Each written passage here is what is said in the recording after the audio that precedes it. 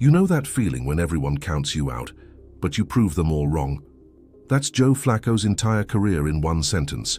From being overlooked in the draft, to becoming a Super Bowl MVP, and now, at 40 years old, still playing quarterback in the NFL, this is the story of one of football's most underrated legends.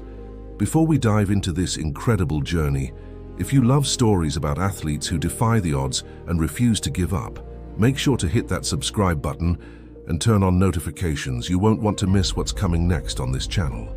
Joseph Vincent Flacco was born on January 16, 1985, in Audubon, New Jersey, into a sports-loving family. His father, Steve Flacco, played college football, so the gridiron was practically in Joe's blood from day one. Growing up in a working-class neighborhood, Joe wasn't handed anything. He had to earn every opportunity, and that blue-collar mentality would define his entire career. At Audubon High School, he was a three-sport athlete, excelling in football, basketball, and baseball. But football was his passion, and even though he showed promise, major college programs weren't exactly breaking down his door. Flacco started his college career at the University of Pittsburgh in 2003. He redshirted his first year, which means he practiced with the team but didn't play in games, preserving a year of eligibility. In 2004, he became the backup quarterback, but playing time was limited. Then came 2005 when Tyler Palko took over as the starting quarterback, and suddenly, Joe's path to playing time at Pitt looked blocked. Instead of sitting on the bench and waiting for his chance, Flacco made a decision that would change his life. He transferred to the University of Delaware, a football championship subdivision school, which is basically a step below the major college programs. At Delaware, everything changed. Flacco became the starting quarterback and absolutely dominated. In his first season as a starter in 2006, he threw for over 2,800 yards and 18 touchdowns, leading the Blue Hens to the FCS playoffs. But 2007 was even better. That year, Flacco threw for 4,263 yards and 23 touchdowns, leading Delaware all the way to the FCS National Championship game. Even though they lost to Appalachian State, Joe had put himself on the NFL radar. He finished his college career with 7,046 passing yards and 41 touchdowns. Not bad for a guy the big schools overlooked. When the 2008 NFL draft rolled around, Flacco was still considered a bit of a question mark. He had the size at 6'6" and the arm strength, but he came from a smaller school. The Baltimore Ravens, though, saw something special. With the 18th overall pick in the first round, they selected Joe Flacco, and from day one, he was their starting quarterback. Think about that pressure. Most rookie quarterbacks get time to learn and develop, but not Joe. He was thrown into the fire immediately. And what did he do? He thrived. In his rookie season, Flacco started all 16 games, threw for 2,971 yards, 14 touchdowns, and led the Ravens to the playoffs with an 11-5 record. He became just the second rookie quarterback in NFL history to win a playoff game on the road, beating the Miami Dolphins in the wildcard round. The Ravens would eventually lose to the Pittsburgh Steelers in the AFC Championship game, but Flacco had announced his arrival. Over the next few seasons, Flacco was incredibly consistent. He wasn't flashy, he didn't have the highlight reel plays of some other quarterbacks, but he was reliable, tough, and he won games. From 2008 to 2012, the Ravens made the playoffs every single year, and Flacco was a big reason why. But despite the success, critics always seemed to find something to complain about. They said he was just a game manager, that he couldn't carry the team, that he wasn't elite. Joe just kept his head down and kept working. Then came the 2012 season, and everything Joe had been building toward came together in the most spectacular way possible. The regular season was solid, but not spectacular. The Ravens finished 10-6 and made the playoffs as a wild-card team. Nobody expected them to go far. But in the playoffs, Joe Flacco became something else entirely. He was unstoppable. In the wild-card round against the Indianapolis Colts, he threw for 2 touchdowns. In the divisional round against the Denver Broncos, he threw for 331 yards and 3 touchdowns, including a miraculous 70-yard touchdown pass to Jacoby Jones with just 31 seconds left in regulation to tie the game and force overtime. The Ravens won in double overtime.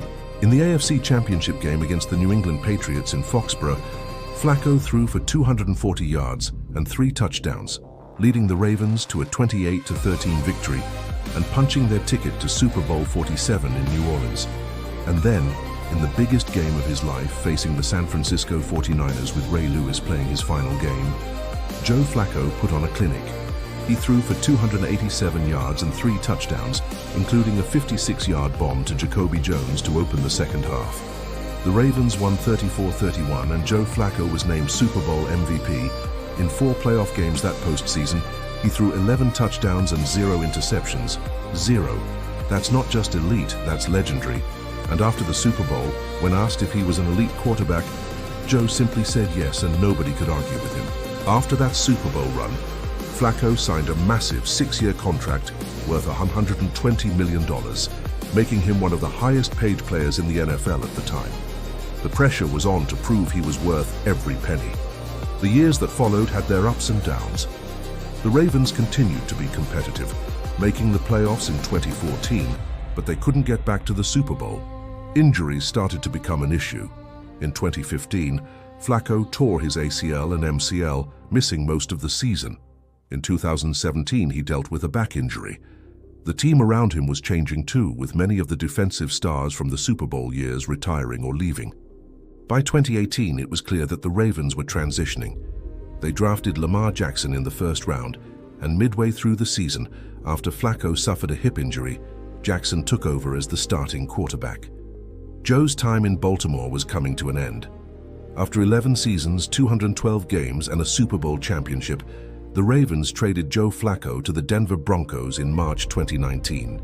His time in Denver didn't go as planned. The Broncos were struggling as a team, and Flacco dealt with a neck injury that required surgery. After just 8 games and 1 season, Denver released him. Many thought that might be the end of Joe Flacco's career. He was 35 years old, coming off neck surgery, and the league seemed to be moving toward younger, more mobile quarterbacks. But Joe wasn't ready to hang it up. In 2020, Flacco signed with the New York Jets as a backup. He played in a few games when Sam Darnold was injured, but spent most of the season on the sidelines. In 2021, he signed with the Philadelphia Eagles as a backup to Jalen Hurts. Again, limited playing time. It seemed like Joe had accepted a role as a veteran mentor and backup. But then came 2023, and Joe Flacco reminded everyone why you should never count him out. The Cleveland Browns were in a quarterback crisis. Deshaun Watson was injured, Dorian Thompson-Robinson was struggling, and they needed someone with experience. They signed Joe Flacco off the practice squad in late November. At 38 years old, having not started a game in over a year, Joe stepped in and was absolutely phenomenal. In 5 regular season starts, he threw for 1,716 yards, 13 touchdowns, and led the Browns to a 4-1 record, getting them into the playoffs. He brought energy, confidence, and winning football back to Cleveland. Even though they lost in the wildcard round, Joe Flacco's performance earned him the Comeback Player of the Year award. At 38 years old, he was back. Going into 2024, Flacco signed with the Indianapolis Colts to compete for the backup job behind Anthony Richardson. When Richardson went down with an injury, Joe stepped in once again. And now in 2025, at 40 years old, Joe Flacco is still playing quarterback in the NFL, still competing, still showing that age is just a number when you have heart, preparation, and that elite arm talent. So what makes Joe Flacco's story so special? It's the journey, from being overlooked out of high school, to transferring to a smaller college, to being questioned in the NFL, to winning a Super Bowl, to being written off multiple times, and then coming back again and again. Joe Flacco represents everything that's great about sports: hard work, perseverance, resilience, and the refusal to let anyone else define your limits. He's not the flashiest quarterback, he's not going to run all over the field. But when the game is on the line, Joe Flacco has proven time and time again that he's the guy you want under center. If this story inspired you, do me a favor. Hit that like button, subscribe to the channel if you haven't already, and drop a comment telling me which underrated athlete you want me to cover next. Joe Flacco's journey proves that it's not about where you start, it's about how you finish. And Joe's story, well, it's still being written. Thanks for watching, and I'll see you in the next video.